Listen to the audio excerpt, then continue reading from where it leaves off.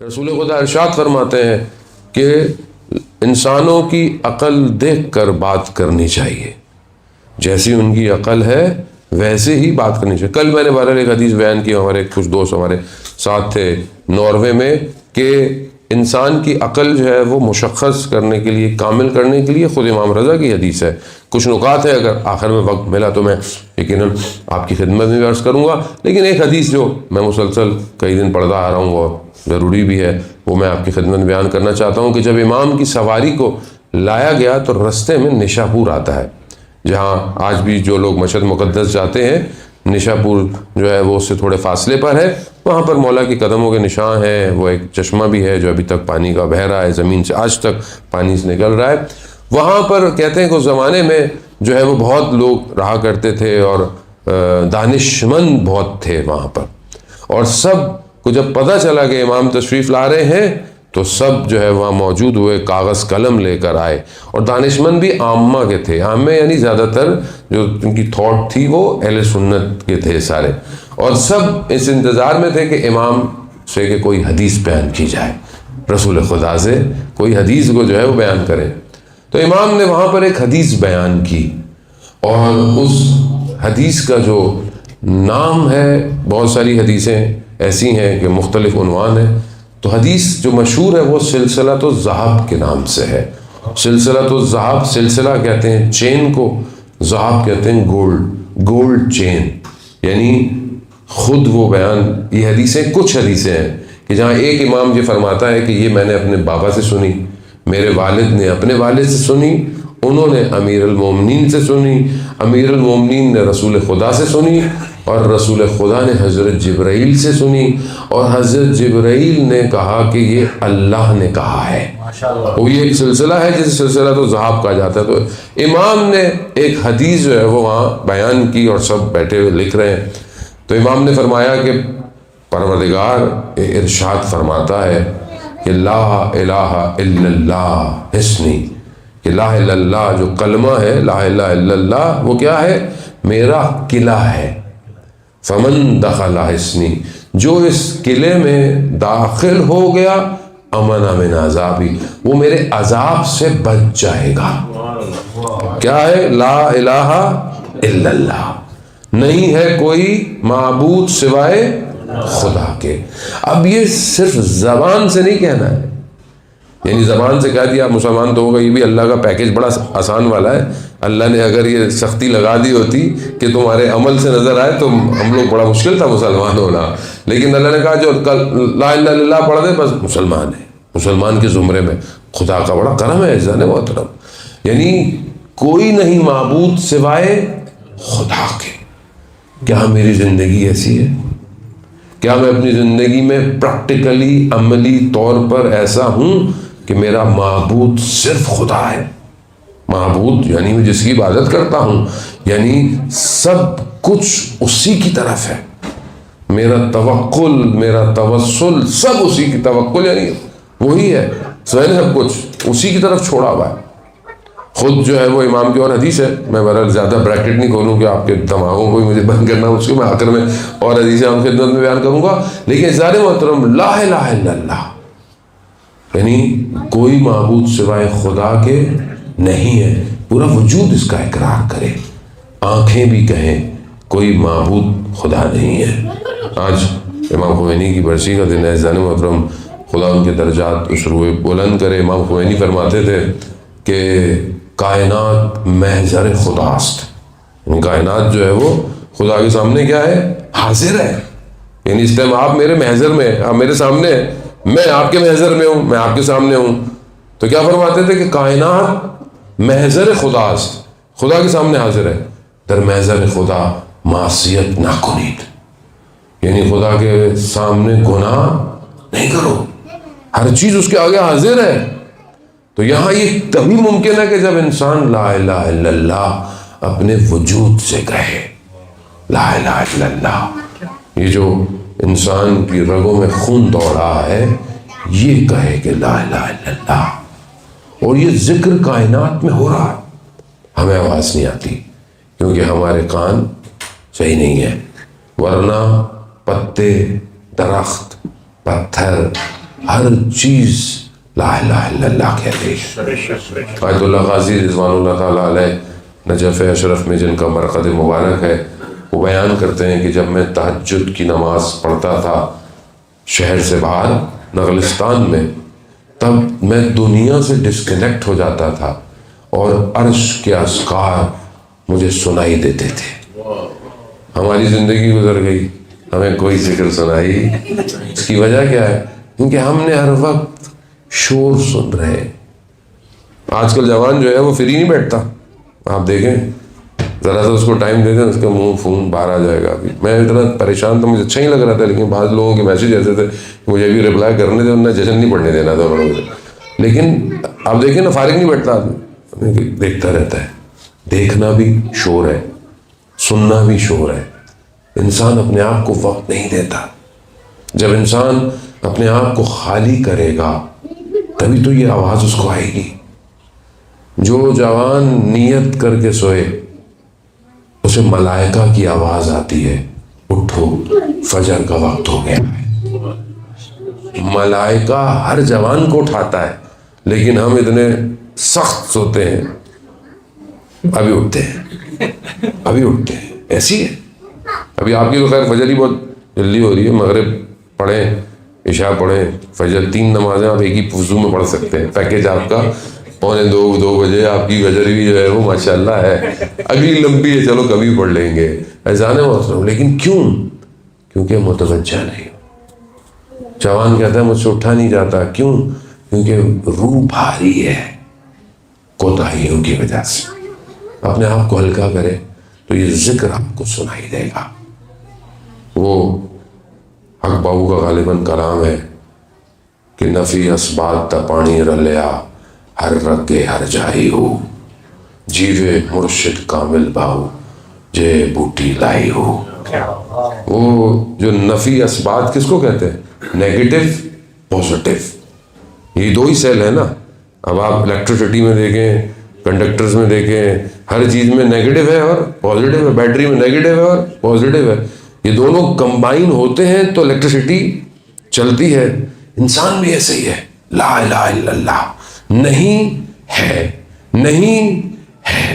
یہ negative positive ہے۔ یہی جب انسان کی رگوں میں دوڑنا شروع ہو جائے نا تو پھر انسان کو آپ کو بتانا نہیں پڑتا، وہ خود اس کی بارگاہ میں سجدہ کرتا ہے۔ وہ بہرحال امام فرماتے ہیں کہ لا الہ الا اللہ کیا ہے؟ اللہ کہتا ہے کہ میرا قلعہ ہے، اور جو اس قلعے میں داخل ہو گیا وہ میرے عذاب سے بچ جائے گا۔ یہ کہا امام کی سواری جل پڑی، ابھی ان کے قلم وہیں ہے۔ امام کی سواری تھوڑی سی آگے گئی، امام نے سواری میں محمل کا پردہ ہٹایا اور کہا کہ اس قلعے میں داخل ہونے کی شرائط ہے، وَأَنَا مِن شُرُوطِهَا، اور میں ان میں سے ایک شرط ہوں، یعنی مجھے مانے بغیر لا الہ الا اللہ میں داخل نہیں ہو سکتے۔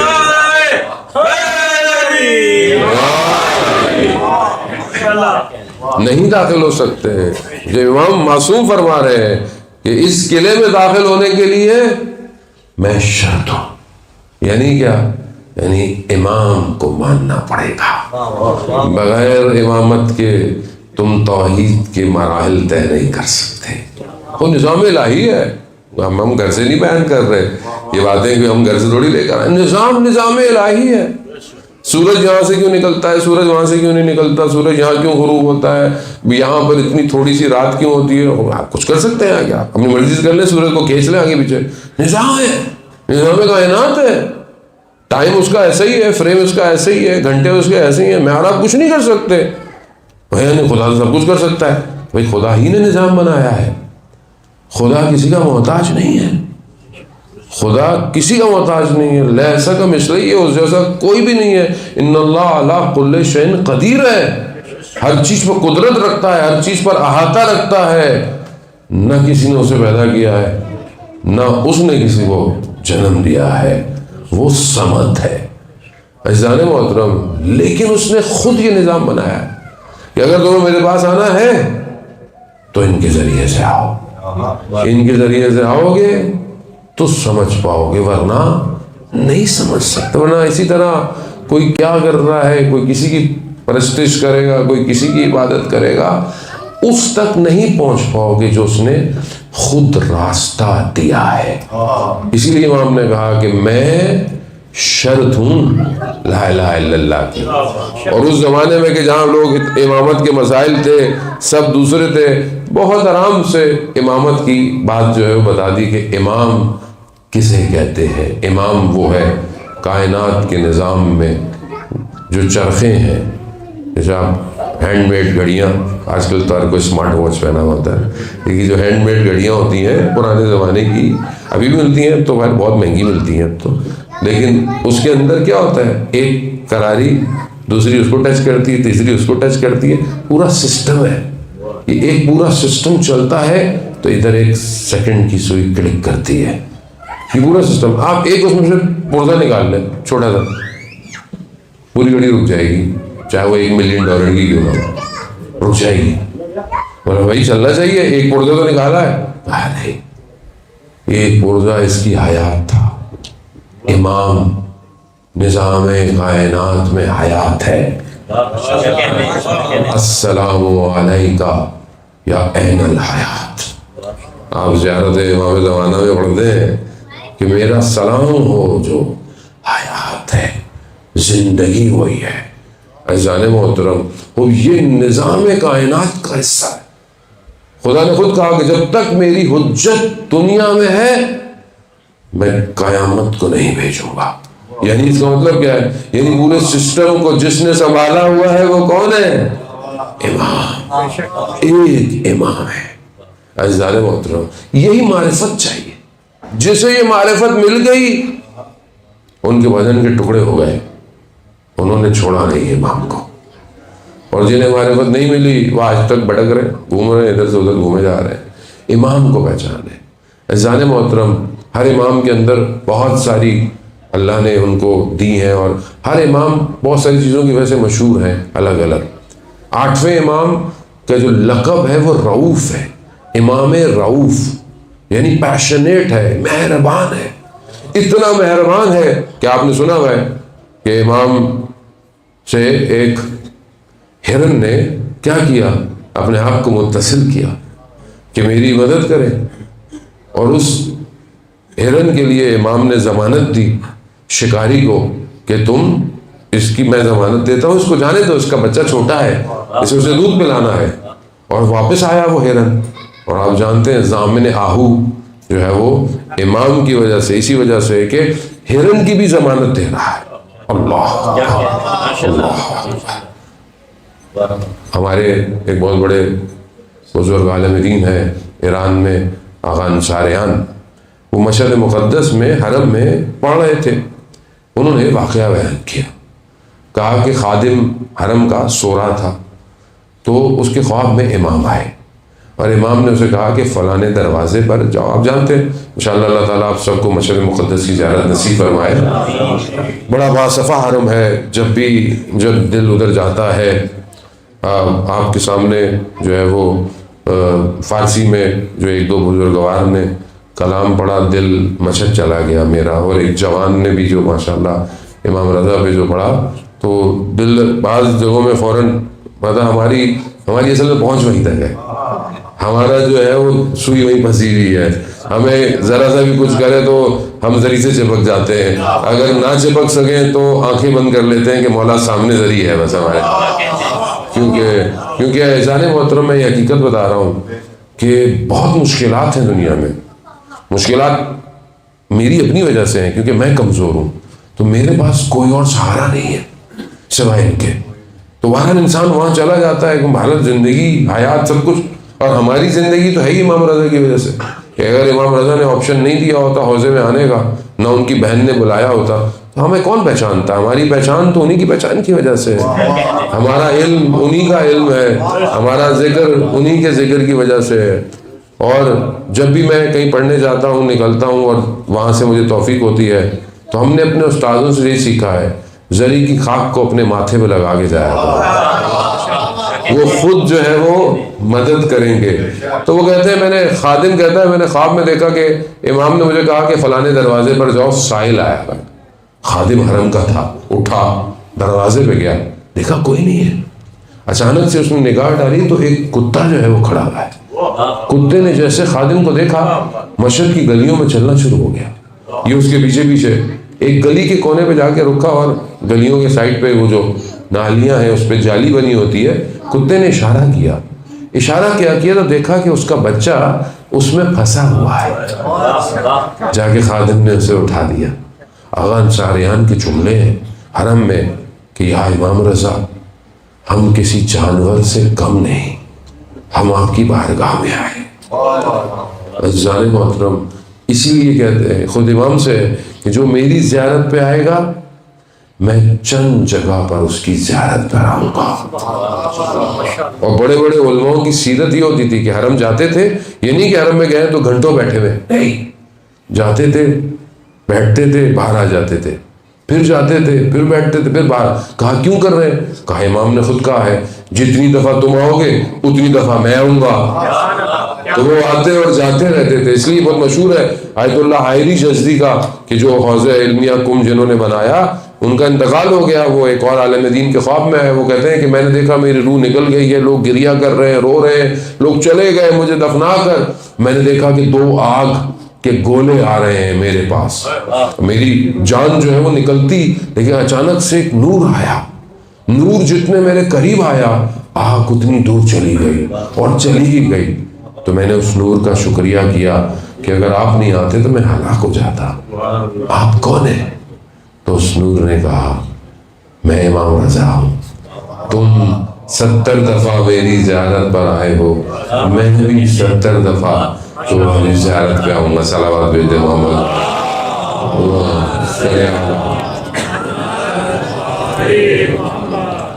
جانے محترم، بہرحال یہ امام رؤوف ہیں، امام مہربان ہیں، اور آپ یقین کریں خدا آپ کو ہم سب کو مولا کے زیارت کی توفیق عطا فرمائے۔ یقیناً آج آپ سب یہاں جمع ہیں اور اس میں کوئی شک نہیں کہ آج آپ سب کو انشاءاللہ امام کے حرم میں محسوس کیا جا رہا ہوگا۔ آپ دنیا کے اس کونے میں بیٹھے ہوئے جب امام کا ذکر کر رہے ہیں، کیسے ہو سکتا ہے کہ امام کی نگاہیں ہماری طرف نہ ہوں؟ خود ہمارے 10ویں امام علی نقی علیہ السلام ارشاد فرماتے ہیں، خود امام ارشاد فرماتے ہیں کہ تم دنیا میں کہیں پہ بھی ہو اپنے لبوں کو ہلایا کرو، ہم تمہاری آواز سن لیں گے۔ تو یقیناً آپ یہاں سے جب مولا کو یاد کر رہے ہیں، میں بہرحال یہ کیونکہ وقت محدود ہے، آگے مغرب بھی ہے، تو میں چند حدیثیں ہیں خود امام رضا علیہ السلام کی آپ کے گوشگوار کرنی ہے، تاکہ ہم اپنی زندگی میں دیکھیں کہ ہم ان کی سیرت پہ کتنا عمل کرتے ہیں۔ اصل کردار ہے عزیزان محترم، ظاہر دنیا میں رہ جائے گا، انسان بڑی سی بڑی شخصیت ہو، پریزیڈنٹ ہو، صدر ہو، آفیسر ہو، بزنس مین ہو، کچھ بھی ہو، جب تک وہ زندہ ہے تب تک یہ نام اس کے ساتھ ہے۔ جیسے ہی اس کی روح اس کے بدن کو چھوڑ دیتی ہے نا، کوئی یہ نہیں کہتا کہ صدر مرا ہوا ہے، لوگ یہی کہتے ہیں میت پڑی ہوئی ہے، میت، یعنی سب سے پہلے انسان کی شناخت چھین لی جاتی ہے، اور ایسی چھین لی جاتی ہے کہ اگر ہاتھ لگایا نا تو غسل واجب ہو جائے گا۔ اب سوچیں دنیا میں انسان کتنے برانڈڈ پرفیوم لگا کے گھوم رہا ہوتا ہے، یہ والے لگا لو، وہ لگا لو، مرنے کے بعد یہ بدن ہے، اس کی کوئی حیثیت نہیں ہے، جلدی دفناؤ نہیں تو بو پڑ جائے گی۔ یعنی آپ سوچیں ہماری اپنی اوقات کیا ہے اور ہم کیسے زندہ رہ رہے ہیں۔ اس لیے انسان کو اندر بہتر کرنے کی ضرورت ہے، اپنے اندر کو معطر کریں ولایت سے، تاکہ یہ خوشبو قیامت تک جاری رہے۔ آج آپ کے سامنے جن ہستیوں کو ہم یاد کرتے ہیں ائمہ کے علاوہ، کون ہے؟ وہ وہی ہے جنہوں نے ولایت کی وجہ سے اپنے آپ کو خوشبودار کیا ہوا ہے، ورنہ تاریخ میں تو اتنے لوگ تھے آپ کسی کو یاد ہی نہیں کرتے۔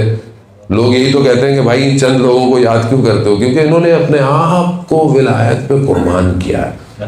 اگر آج ہم بھی اپنے آپ کو اپنے امام پر قربان کر دیں، اپنے امام کی اطاعت کریں، تو ہم بھی معطر ہو جائیں گے، اور ہمیں بھی یاد رکھا جائے گا۔